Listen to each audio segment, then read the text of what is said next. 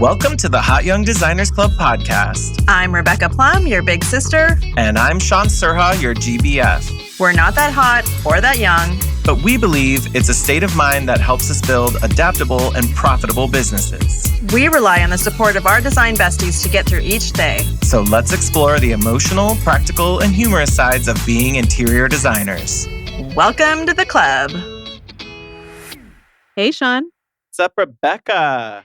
2024. Happy New Year. Happy New Year to ya. Happy New Year. Are you a New Year's person or no? Like a resolution or just anything around it that feels... I definitely like to come into the new year. Christmas decorations go down after Christmas. By the time we start January 1, the house has to feel like a fresh zhuzh. Like I love a reset. I love today's the day, but it's New Year, same me. I just like having a little punctuation to things. What about you? I like a do-over moment. I'm not really a resolution person either. I mean, it's nice to have kind of thoughts around things and maybe some low-key goals, but I found that too much building up of something will backfire on me. Yeah, because it's nobody can make me do it except me.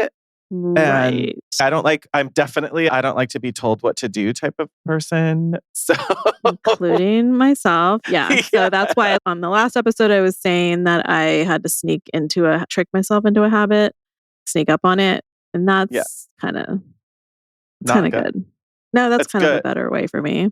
Yeah, because that's what's going to get you to do it. But it's not good that you have to force yourself like that in order to get it done. Right. Unless it's a challenge or something. I don't know. It all depends on how big of a climb it's going to be, like what the thing is. It's the climb. Little housekeeping. We have something coming up next month. Yeah, we are hosting a panel on February 29th at KBIZ in Las Vegas. It's the Humorous Side of Design, which who better than yours truly's? Why would they think of us, the serious business podcast that we are? So we're really excited. As of right now, as we're recording, we do not have the ability to share with you who is on who are the panelists with us. But you want to come if you're going to be in Vegas for KBIZ. Join us on February 29th. We'll be there. We'll stick around. Yeah, this is our first time like moderating and hosting a panel, so it'll be fun. I mean, it's got to be fun. There better be some good stories. We'll bring something funny to say, hopefully. No pressure. Oh, I'm ready. I'm ready to host a roast if I need to. I'll do whatever. Oh my God. I'm excited they asked us. It's going to be fun. Know. So we're going to, I'm sure I know they're not just going to ask designers who wouldn't joke about stuff. So I'm excited to have panelists who are also there to just have fun and have a really great panel that afternoon. That would be really cool. So yeah, we'll be there. So, okay, let's get into the nitty-gritty. The no more for 2024. I mean, you got to hear episode 108, which was we wanted to leave on a really positive note, and not to say that this is going to be the very negative note, but there were definitely some things that we do not want to be bringing with us into this year, and we want to make some changes around. We wanted to keep the list very short and succinct, so you're getting 3 from each of us. We're not just going to complain train for an hour. But we tried to be very directive about where they're at. And I think that some of these are really going to resonate with the hotties and their own businesses and their lives. So, well, I also have just as hard of a time stopping doing things than I do of making resolutions that are starting things. I guess I just don't want to make too many big statements that I'm going to feel like I failed at, I mean, I really believe that this will be the year you finally kick your cocaine habit. I'm kidding. I'm totally kidding, everybody. But that's sort of like an addictive personality thing when you're like, oh, well, once I've started, I can't stop. Like, I have to keep going. No, Like, no, this is I'm more now of committed to the process. this is more, I don't have an addictive personality, I know. but I wish I did around some things. But I I have a wish I heart. loved This is more, cleaning. I wish I I was know. addicted to cleaning my house. I mean, people are.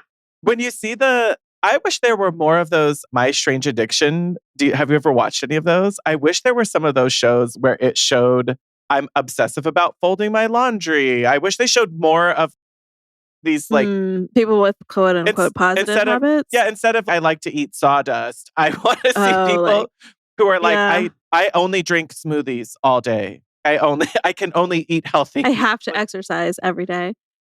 Yeah. I want to see more of if I don't go to CrossFit every day, I'm a terrible person type of energy, I guess. I mean, those people exist. Yeah.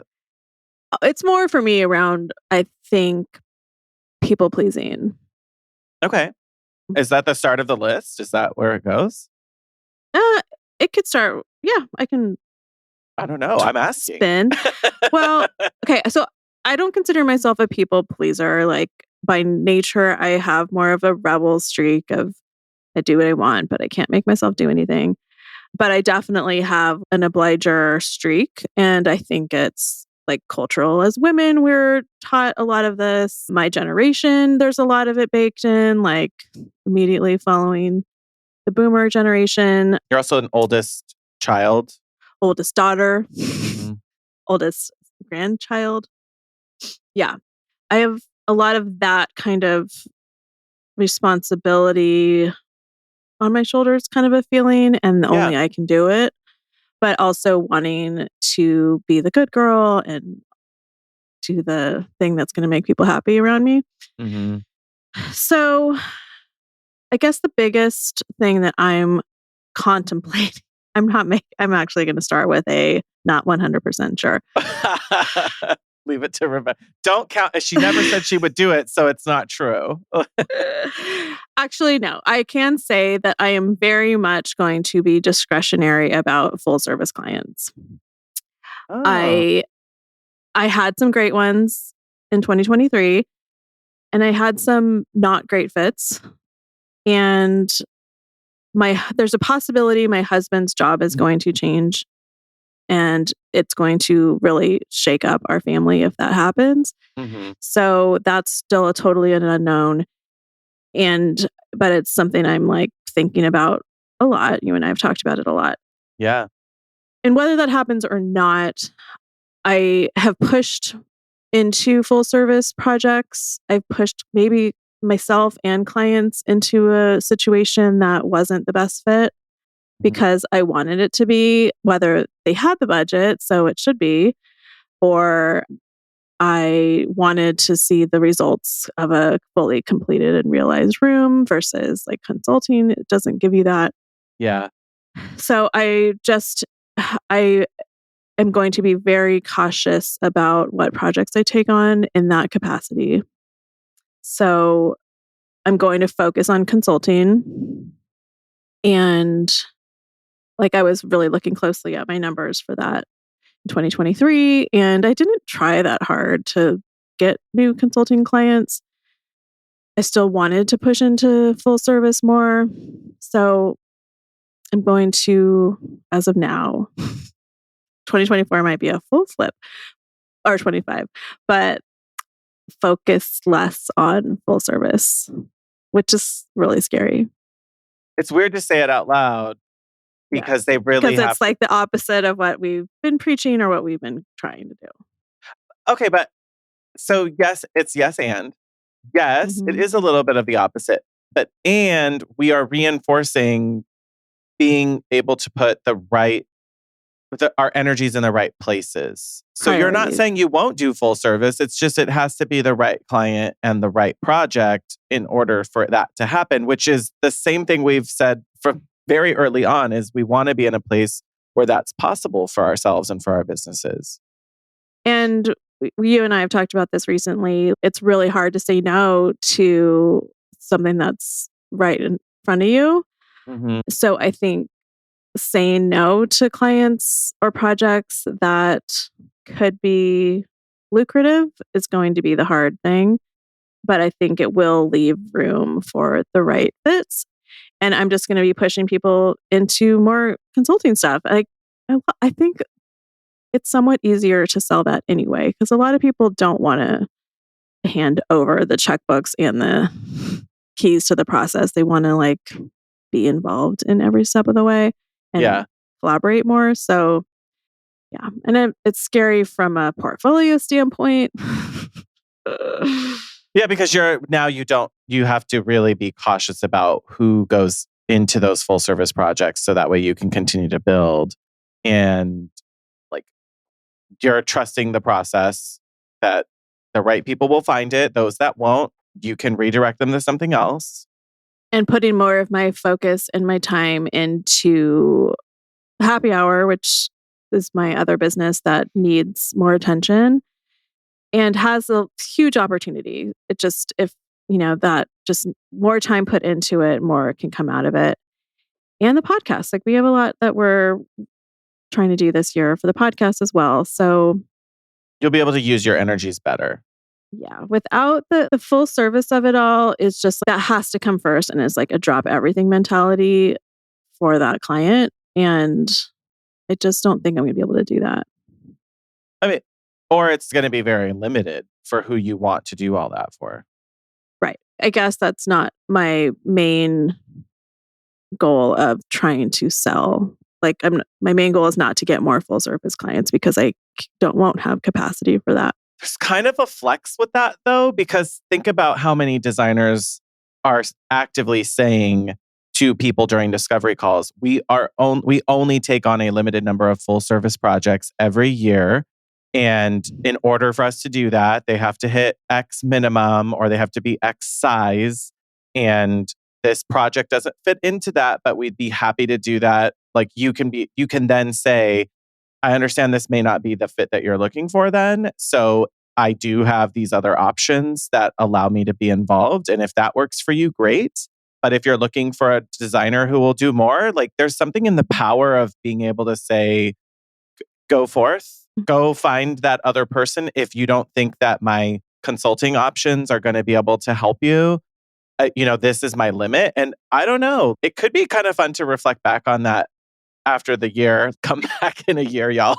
Like when we see like the result of, are people saying, are they upping their minimums then? Or are they coming back to the table with, we really do want to do this? Like that reverse psychology thing of don't call me, I'll call you sometimes gets people to get more serious. So I'm really curious to follow that and see what happens as you start getting your inquiries. I'm really curious to see too. And I'm curious how I'm going to go about marketing this. Am I going to be, I guess, transparent about that publicly outside of this very public forum right now? You mean like with from potential, sales, like on Instagram or and marketing? Yeah. I mean, I still feel like there's a flex behind that of saying, hey, we're only doing so many of those this year. Yeah, I'm looking forward to getting to a point where I know what's happening with the family so I can try to put together what are those numbers. Is it 2 full service clients a year? Is it 4? I don't know. That's probably not more than that. I mean, but those could still be really profitable. So I'm very excited to see how that works out. My ideal, if it's 2, like I have with like my best case client right now, I think it's 2. But if it's not as good as that, as if it's not as big of a budget as that, or then I don't know. This is where it's hard. Well, this wasn't the 6 easy things to do today episode. 6 easy things to start now to double your salary. No, this is the 6 changes. There's a lot going on that we want to make adjustments for and not do in this year. And I've been talking about focusing on consulting for a long time. And I just have to put up or shut up and either try it or figure out how to grow and get more support for myself. Right. And This is a big topic, though.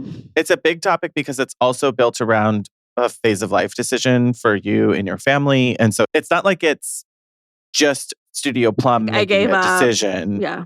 Yeah, it's, oh, I have to make some adjustments and our whole family will be making adjustments. And so you as the owner of Studio Plum are also having to say, I have to plan to make some adjustments around this also.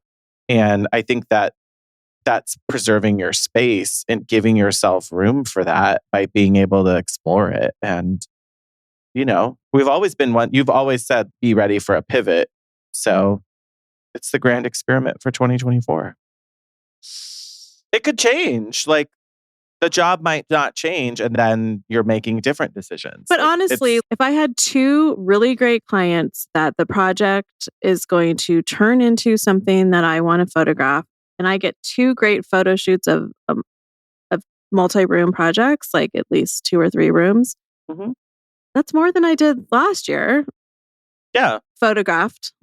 Yeah. Because you're because they you're took coming the in with whole more way. guaranteed wins from that. Yeah, and they went the whole ride. So when I look at it like that, doesn't sound scary. It's the consulting only and just like never feeling like anything's done is what scares me. I mean, I know there's a lot of designers really cashing in doing things like expert sessions. So I know that there's a lot of growth and possibility behind that. So I'm ready to hear more of that when it happens. So Okay, that's it. what's yours? Yeah. So oddly enough, y'all, hotties, we did not pre-plan this. We didn't share our numbers with each other and what our things were. So this one is somewhat related to what you shared. I had a number of clients this year that weren't the right fit. And I kind of created these like combo of services of they're going to buy stuff. I'm going to let them reuse things. We're designing a lot of built-ins where I don't really make any money.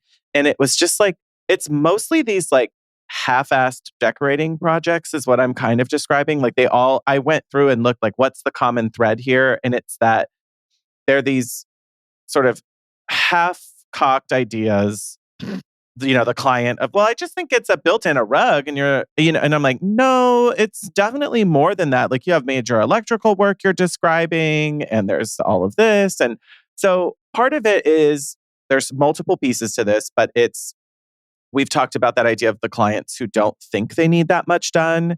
And so it's I just need this, I just need that. And I was like, I will say, living in that space of scarcity and saying, well, I need client work and I need to do this, I need to do that. But truly, they became very distracting and very unfulfilling. And so it's really specifically about those half-assed decorating projects where they just want to work with stuff where I really need to direct them. If I do still want the fee revenue, they are only really in 2024 going to fit into consultations or designer on call if I choose to offer them designer on call. I was never happy with stuff. The fee revenue was never really great. They were depending on me for too much to talk to like their cabinet guy. And, I'm still like going to their house for paint stuff and talking to painters. And it's just not fulfilling because the projects are never done. And most of them were happy to have a thought partner and help, but they would have been just as happy in designer on call or virtual consults with my help and advice. So I kind of set myself up in the wrong way and I can be okay. Like I've been through that and realized, oh, I could have redirected this and still had a very similar financial outcome, but less of the emotional burden and less of the like disappointment probably too. Yeah. Of So like, that, because I know there's like you shared some frustrations around like you like I've done this too. I have a couple projects like this too, where I'm like, oh, this is actually like I can get a photo out of this. yeah. And then I like start like daydreaming and fantasizing and about what the space could be and thinking you have the client on board with that fantasy as well. And then And I they don't. just keep chipping away at it one way or another, or or maybe just. Yeah. And then you're like, oh, I just want out.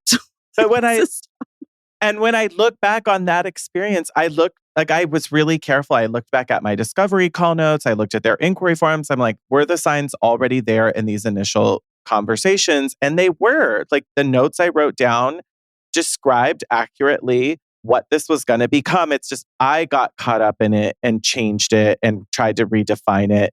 And I just Try can't. to make some money off of it. I mean, that's where Right. I always get into trouble too. When I try to make a little couple extra bucks and not in anything shady, like the ideas I have are for the client's benefit, but Right. in a way that I can be profitable. And yeah, it's that like alignment of expectations. And I've done it a lot more this year where I've kicked people down to designer on call way more than I ever have before Mm-hmm. based on some trauma. Yeah. But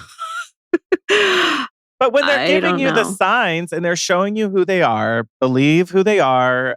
And There's some budget. Like we're not like trying to, I don't know, make money you're off not somebody with a swindling $5,000 anybody. budget. No, some of these projects that I was working on, they're spending good amounts of money. They really need consulting advice. They don't need the full service approach, and they're never going to benefit from all of it. And I'm never going to be able to get it there. I don't want to drag people over the finish line for that.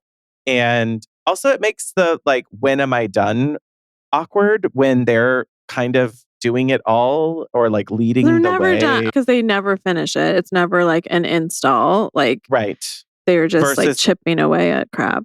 with full service, we get to an end point. It's a more clear and defined goal with that. So for me, it was really specifically like my thorn in my paw was these half-baked decorating project types of things that you're either getting on my full service bus or I can move you down and offer consulting or designer on call if I want to. And I'll probably still make a comparable amount of money off of those. And they'll probably leave happier, feeling, oh, he fulfilled everything he said he would do for this lower service. So I'm also getting them to be more aligned with the expectations that I can't do everything for them. Right. And usually those people don't want you to. No, because they Like don't want to pay me for that time and energy I could do for full service stuff. And a lot of the times they want to run through every scenario and kick every tire and I can't tell you how chase many of every my rabbit.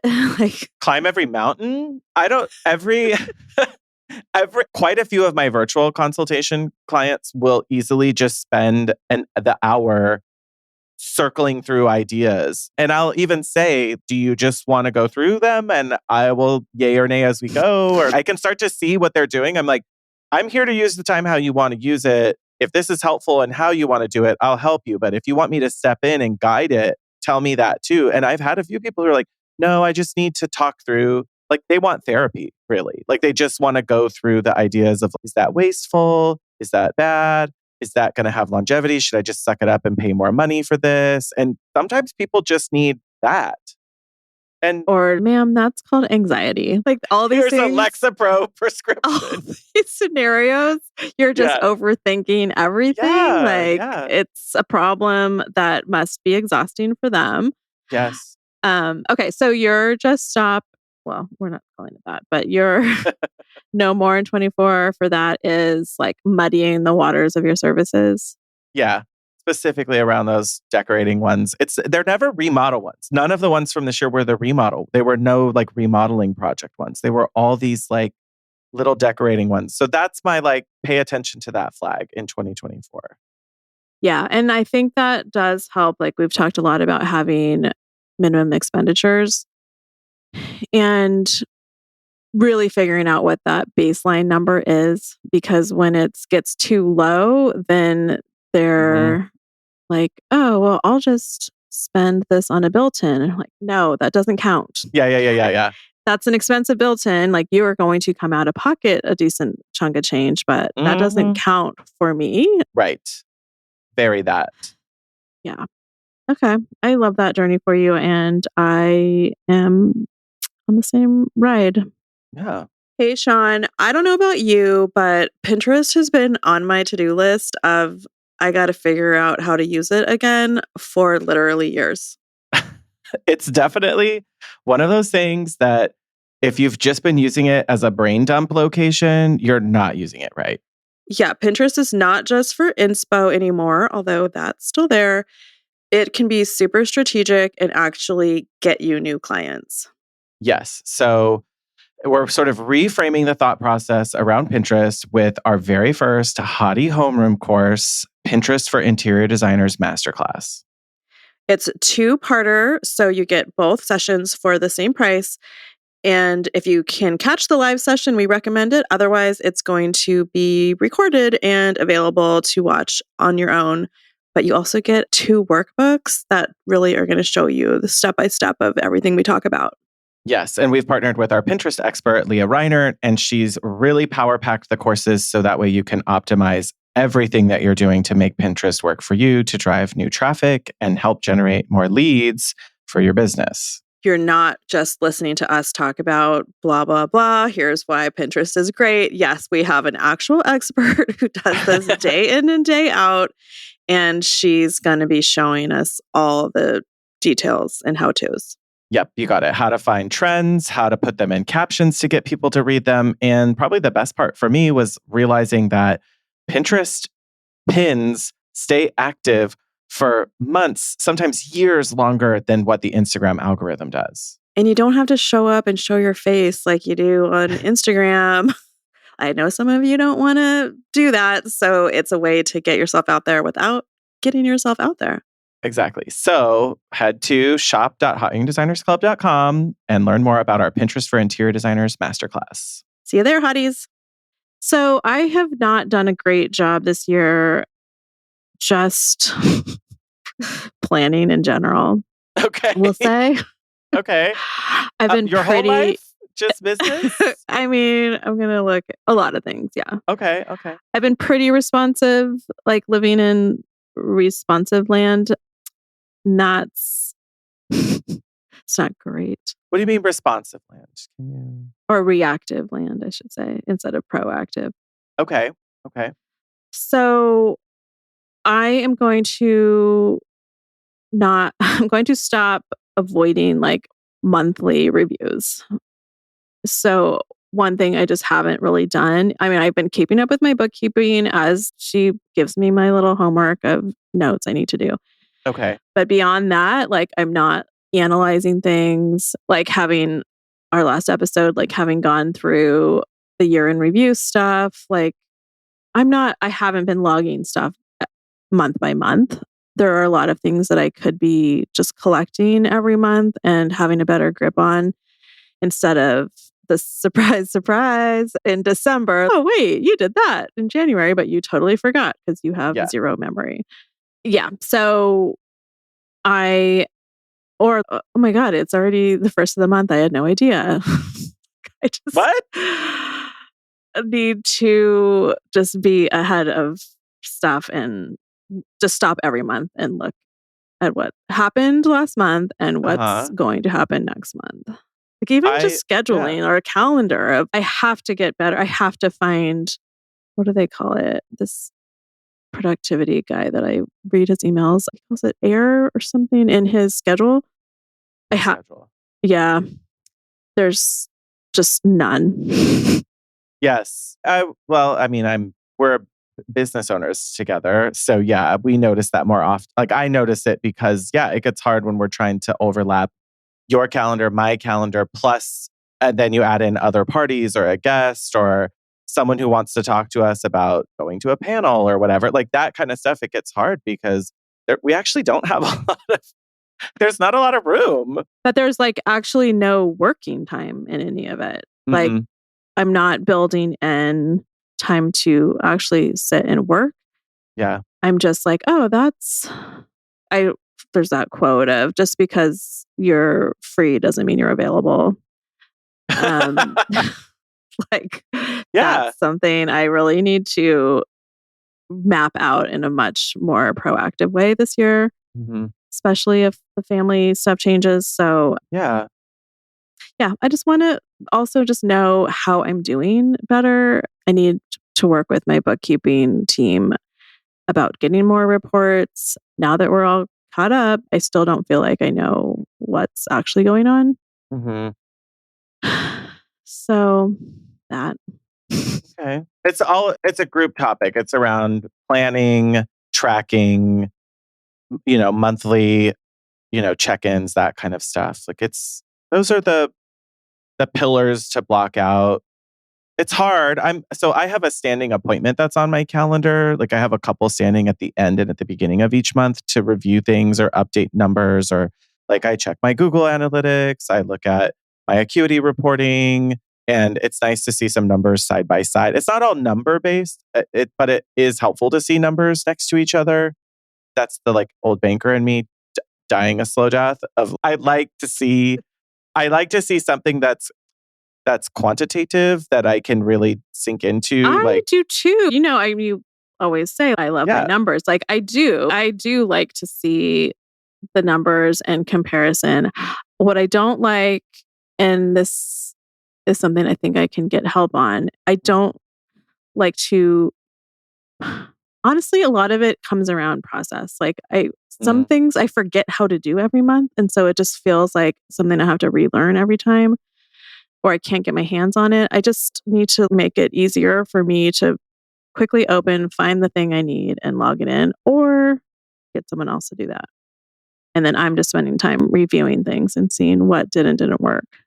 I mean, I'm hearing more of taking on the role of the executive in your business, which is really powerful when you think Yeah, of I'm it a that shit way. admin.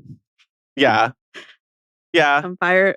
I'm a shitty admin. Like it's not That's my not what strength. that's not your strength. And it's also painful to force yourself into stuff like that. And having come from like the corporate life of it all in my past was we did the get strength finders and all of that. And they are very clear when you do strength finders of the problem is you need to find the people who have a natural strength in the thing that is different than you, because you're not suddenly going to be great at planning. If you've never been good at planning, what they say a lot is you can learn, you can grow, you can make yourself less weak at it, but it's not going to turn into a strength of yours. And that is Right. the really eye-opening part of that is if I really am just not great at something and it's not a skill issue, like I can't just be taught how to do it, it's not inherently going to just come to me easier suddenly. I should be more like the comparison that gets used a lot is I should be more like an athlete. If I already have natural skill and ability at playing baseball, then practicing will definitely make me better. If I have some already innate skill and talent, I will continue to get better at it if I put in more energy into it. But if you don't, But even if you also had the like will, trying to be a competitive swimmer will not like be an yeah, easy road. it's not, so the idea of forcing ourselves into things that we're not great at is just so counterintuitive to think that, well, just because we're on our own, we have to do it all. It's not true. And I give myself a lot of grace, and I think you should too. Like, I don't think you should feel like you have to be better at those things. No, but I mean what I'm wanting to do is just to force myself force, these are the words that I use, Hmm. to allow myself the time to sit down and have these reviews monthly instead of annually Yeah. when it's too late. I think you'll get further with them. I know that having those little reminders more often also helps me adapt to the pattern better. And when I break the pattern, it is so much harder to get kind of back on it. So I think that it's smart of you to get either help to do it, whether it's a VA or someone else or your bookkeeping team to hold it. But also the the thing that I think will help you a lot too is the idea of planning these out so far that they're already kind of blocked in and protected, Mhm. because we're always going to run out of protected time. Like, so literally scheduling 4 hours for you to sit at a desk and work is something that will help you, because I know that you will let other stuff just fill it in and use that Yeah. time if it's just open time. And I've had that on my calendar lately. I've had flexible days where I know that's the time I'm setting aside to work on something. But I have noticed that if I'm not careful, I will let a client request for a call or other stuff slowly start to eat away at all of that. Yeah, that's the people pleasing part that I was talking about in the beginning is it's a lot around my schedule. I definitely will let my schedule fill at my own detriment. Okay, sure, I'll do that meeting, but that means now I am up till 1 a.m. to finish something. Mm-hmm. So That sounds so stressful. yeah. Just I really so don't stressful. know how that's going to change next year, honestly. It's an experiment. We didn't say that we were promising to have all the questions answered. Well, there are some things around that, like the urgency around things isn't always there. And I assume it a lot. I assume there's urgency around things that could wait a week or two. Mm-hmm. Mm-hmm. Because you don't want it to become like an emergency, or you're just worried people are I guess expecting other it? people, well, it's other people's requests. Hey, can we have a meeting and talk about this? Something that's not really that timely. And I'm like, oh, yeah, I'm free next Tuesday. But Uh-huh. really, it could be like 2 Tuesdays away or Or further. at your next meeting or something like, oh, let's combine that with the next thing. Like, we don't have to do that right now. Yeah. I've had a lot of that with this just like my own reflection as you're saying that more of that was coming up with these two really big remodel projects I'm working on with the architect of having to redirect clients more of, I love that. Put it in a little list, put it in your pinboard.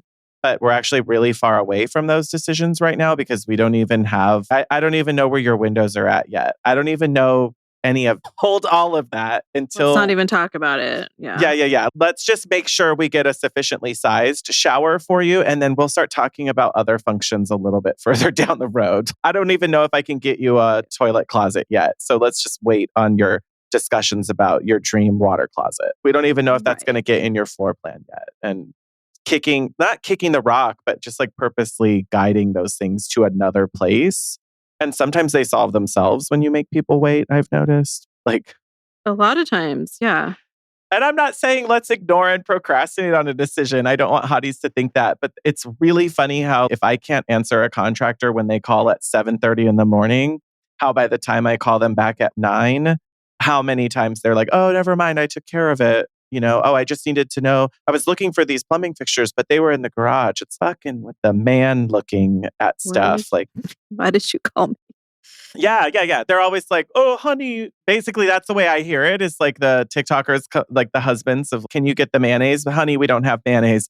"Yes, we do. Literally, just move one object, and you will see the jar of mayonnaise." And that's kind of like, if you don't answer the phone and you don't respond right away, it might fix itself. Well, I think that was like a similar TikTok where their solve was that they gave their spouse 3 stupid questions a day.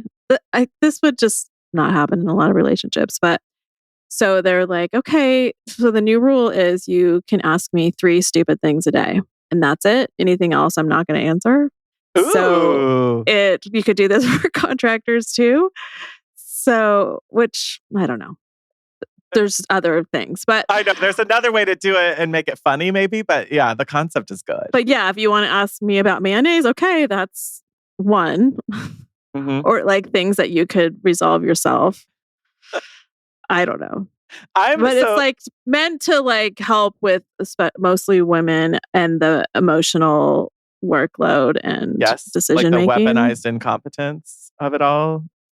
Yeah, and this the constant decision making that I personally get very, very depleted from. My Oh, husband doesn't ask stupid questions like that, but there's just a oh, lot of mine decisions we does. have to make. Mine was literally, it's like the whole household conversations of, well, what do you want to eat for dinner? Do you have any ideas you want to share with me? No. Okay. So what you're saying is you want me to make the decision on what we eat for dinner? No, not really. And I'm like, oh, so what do you like? And then I'm like, what do you want from me? Do you want me to tell you or do you want to have a discussion? But when you come in, I just would love a more pointed question. I love a good, can we just get to the point? do you want sushi for dinner? Yeah. Is there a craving that you need to get to? I mean, I ask him that. He more does the agreeable. Oh, I really don't care what we have. But he does. Well, he might not, but that just is putting the decision on me. Yeah, but No, there are let me tell you who dependencies. doesn't care. I don't care what we have. I would eat a scrambled egg, but he won't. So I would love some egg and rice would have been like a go-to for me before I realized I had an egg allergy. Oh yeah. A girl dinner's on the table for me, but I've that's eaten actually just not popcorn and fruit. That's what I had last night. I don't need a lot. Like, I will make a turkey sandwich for dinner if I don't have to cook for an hour. That would be great. Mac and cheese, done. Yeah, but that's not. Yeah. Okay, but the idea, going back to it, is planning, organizing, setting aside time for yourself, getting all of that. That's a really good place to be. Yes. I like it. So my next one is more built on, kind of alluded to this in episode 108, of building more of a promotional strategy and the opportunities to discuss my showroom. I really have not, for all the money that went into and invested in the upholstery side of my showroom space, I sort of let myself get overwhelmed with all of the other projects that we're doing that I never focused on building up some momentum locally. And I had a handful of showroom appointments throughout the year that were fine, and not many led to anything, like, which that happens a lot with people. Like, people want to look around, and I want to encourage people to come talk to me without feeling obligated. So that's totally fine. I wouldn't have talked to those people otherwise. Yeah. So I need to build, this is what's out for this year. What is just not even talking about it or doing something. I can't just not do anything. Mm-hmm. I've made a big investment in it. I still believe in it. And I know that it can do more for my business. I'm not expecting it to turn into a retail store where it drives most of my revenue. I'm looking for it to help with my place as part of my community and to have an option for people that doesn't fit my other design services.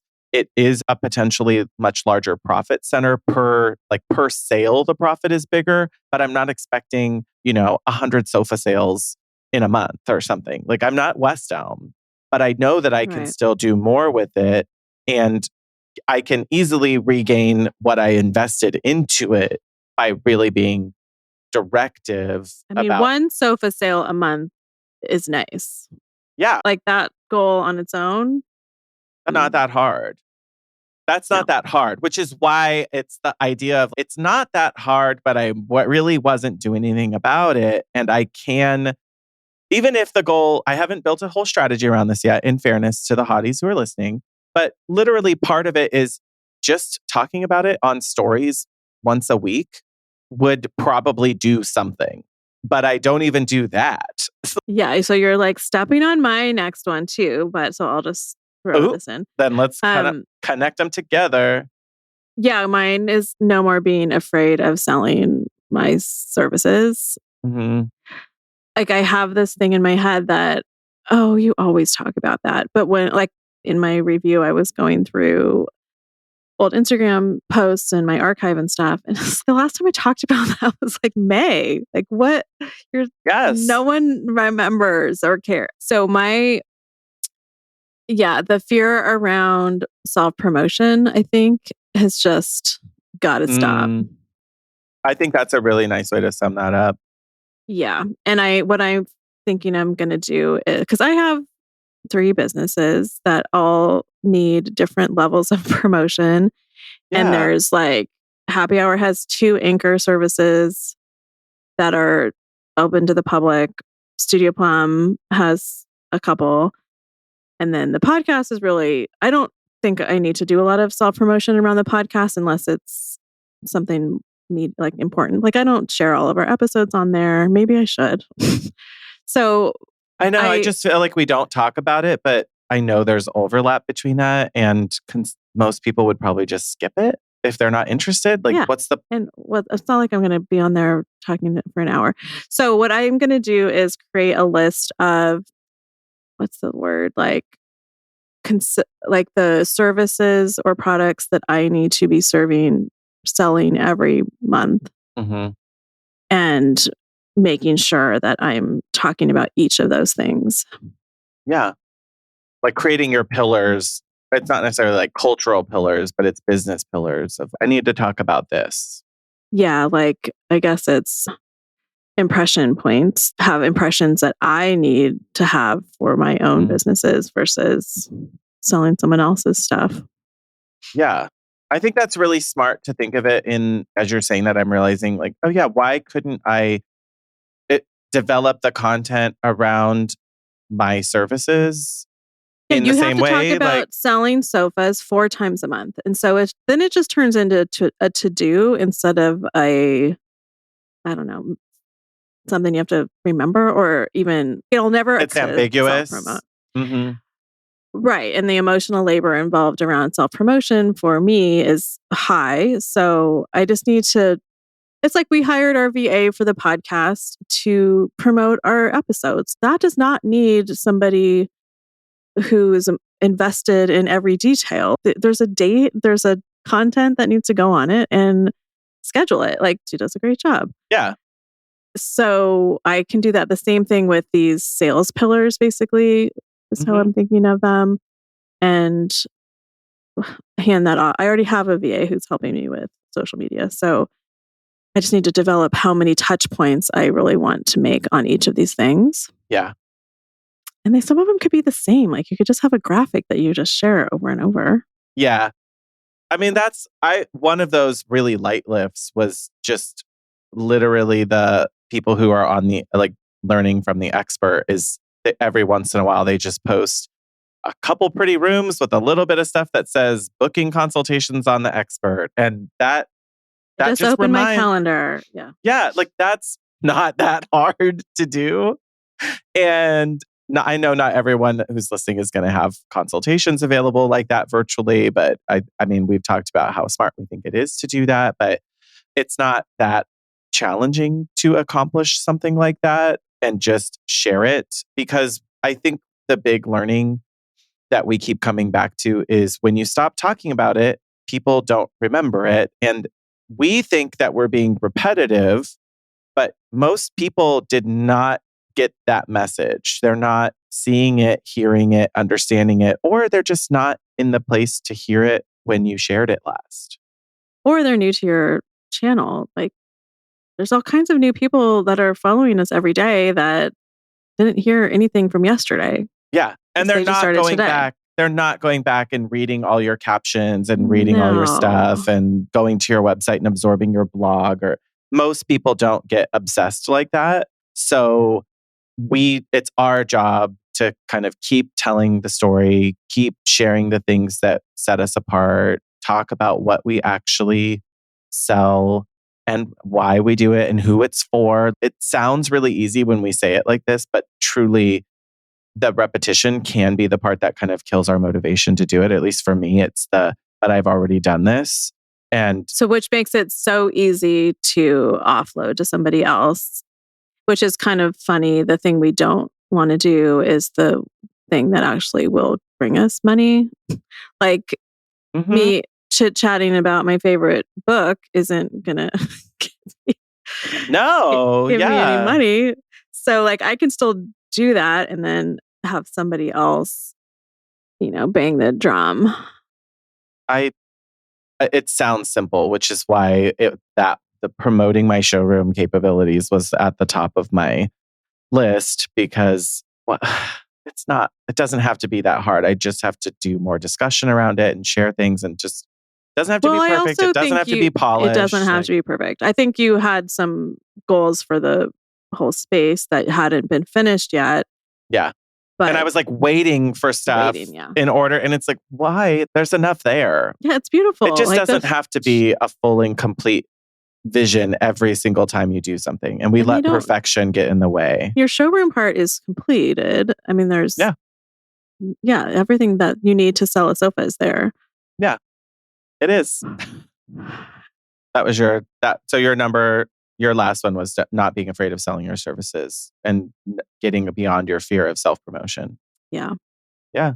I'm here for it. Well, then my last one then, this is our number 6 out of them, is somewhat related to the showroom promotion, but it's separately not. It is just that I really this year fell off the bandwagon of posting nearly anything on a regular basis to Instagram or to Pinterest. And so I have been reinvigorated recently by our Pinterest for Interior Designers Masterclass. That got me more motivated about a lot of the possibilities to expand my reach and get in front of more potential clients there. But it also reminded me of I have way more ideas than I'll ever be able to execute. And so the idea around social media, specifically Instagram for my business, is that I have tons of ideas. I have more ideas than I'll ever be able to put out there about what to say, what to talk about, what to post, what to guide people on. Like I have so much to say. So the problem is not coming up with Idea. it. It's just the getting it out there. And I'm really committed to finding in this strategy for myself this year is stop avoiding doing it and just get back to developing it. Like I have my Planoly account still that allows me to schedule content. There's absolutely no reason why I can't get back to my social media posting calendar of grouping, a week at a time. It's literally 5 photos or a carousel or something. There's no reason why I can't start with a simple strategy. And I did this year talk and have some discovery calls with social media planners. And it's just right now, when I'm literally not doing anything, it's hard to make the leap to, oh, someone else just has to do it all for me. I do think there's an in between. That's my hypothesis, is that I believe that there's a place where I could be getting more out there, doing it without a really heavy lift. But I have the photography, have the content. It's not hard for me to write a caption. It's just not putting it as part of my day and making it. I think I've really got to do them in blocks of time instead of Yeah. every day I have to do it because I know I won't. Every day gets away from us. So I've sort of I look at a lot of my activity in Instagram and I'm very active in commenting with people and in DMs and sharing Yeah, things. you're And not in the app.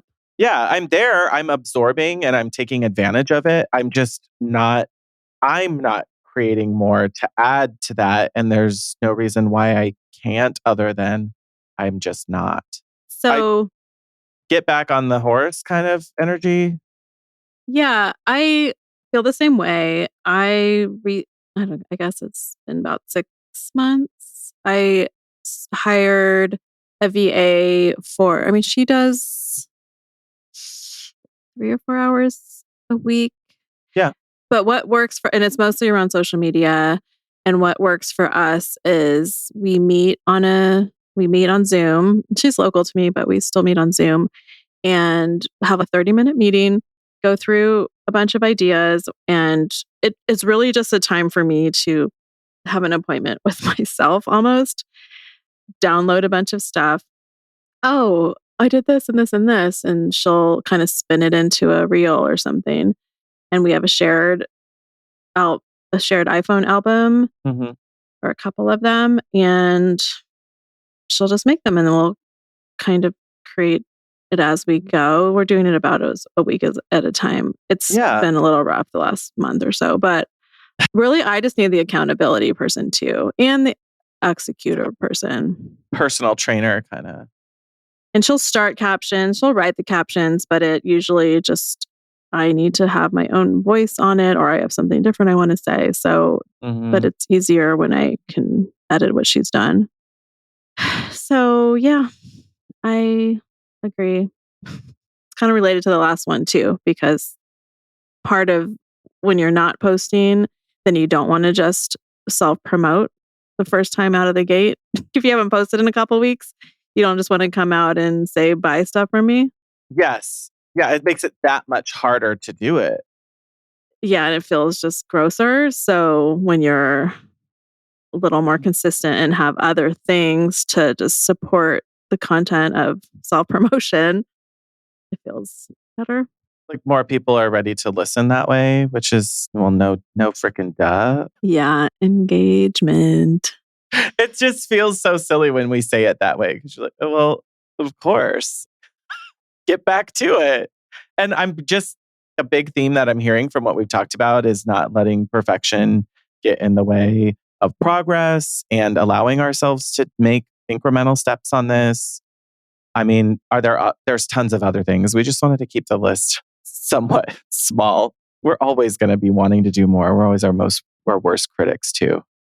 Yeah. And if you have specific things that are easier to put into your schedule, I mean, I'll say one more, no more meetings on Mondays. Like that, Mondays is supposed to be my no meetings day. And I have cheated on myself. Yeah, you're not really good with your own boundaries. Today's Monday, by the way. Yeah, it's a Monday when we're recording. So yeah, I'm not good about holding your days. So that's just, yeah, I really, really need that. I love telling people I'm not available. God, I hate it. I don't know. I love, that day doesn't work. And not to be like an argumentative, like it's that, how do I say this? There are still plenty of times where when people say, is that day going to work? There are plenty of times that happens where I'm like, yeah, I have a lot of flexibility that day. That time works. I have no problem scheduling on that day.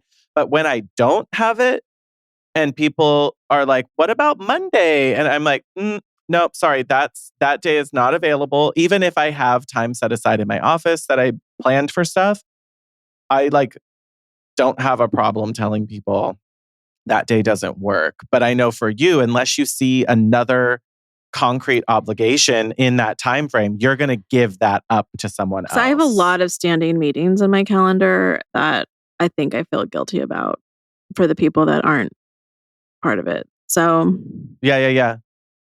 So that's probably part of it too. There's like a whole strategy around it. Is for me, I've also deleted some standing meetings and standing things. I moved them out of my calendar and put them into my Asana tasks. As we're heading into the recording this, mine are with other people though. Like we have standing stuff on Fridays. Happy Hour has a standing meeting on Tuesdays. Yeah, but nobody else knows about those. Your clients don't know about those. Well, it just means I have no availability. No more meetings. Also, so many meetings could have just been a phone call.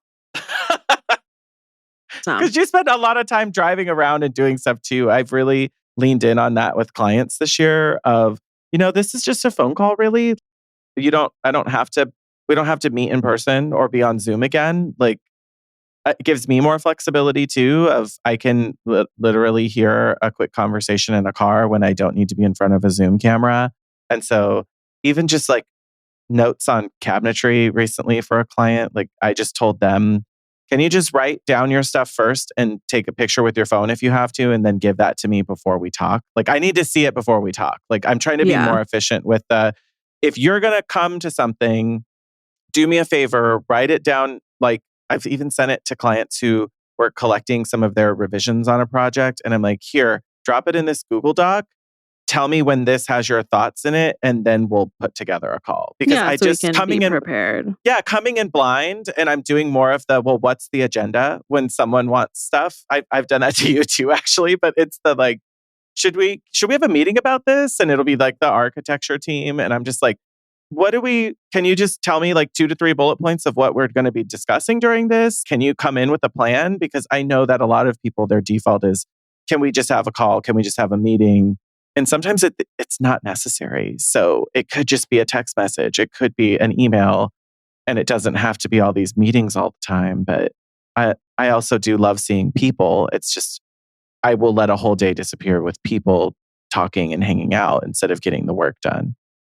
I know. And I feel like I have a couple of clients that will avoid decisions. Unless there's a meeting. Like we're not, or they're not aligned or talking to each other or whatever. Yeah. And they're waiting for your meeting in order to have their discussion. Yeah. You're like, no, y'all, this is homework. This isn't study hall. Yeah. And if a meeting gets the situation further along, then I would rather do it than wait another week of them sitting on a proposal. Meanwhile, like things are going out of stock and yeah. And you're planning your whole around us. You're trying to plan your whole calendar, and they still haven't figured out what they're trying to do. Yeah. So this year, Hotties, sit down, write down the stuff that you're like, hold on, we need to change it. Maybe it's not 6. We just did 3 and 3 each. So I think that was a good start for us to think about, okay, this is the stuff that didn't work that we want to make some changes on. Write your couple priorities, get them out there. I think when you put them out into the universe, it's easier to take action, which is why I like the whole goal setting of the new year. Yeah. And why we like to publicly embarrass ourselves. Disgusting. Yeah. We're gluttons for punishment because it helps hold us accountable and makes us get stuff done. And then you all ask us questions about stuff like in our Hottie Hangouts on Patreon. How is that going? Did that work? I love a little, are you going to the gym? And this is also us holding each other accountable in our other, in our offline conversations. So yeah, you can do this with a design bestie too. Absolutely.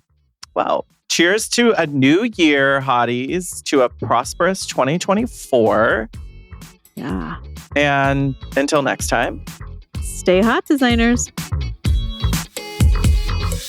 Thanks for listening to the Hot Young Designers Club podcast. For more on what we talked about today, check out the show notes. Your support helps us grow, so share with your design besties. And subscribe and leave a review on Apple Podcasts. Our conversations continue on Instagram. And be sure to download our monthly resources on our website and our Patreon.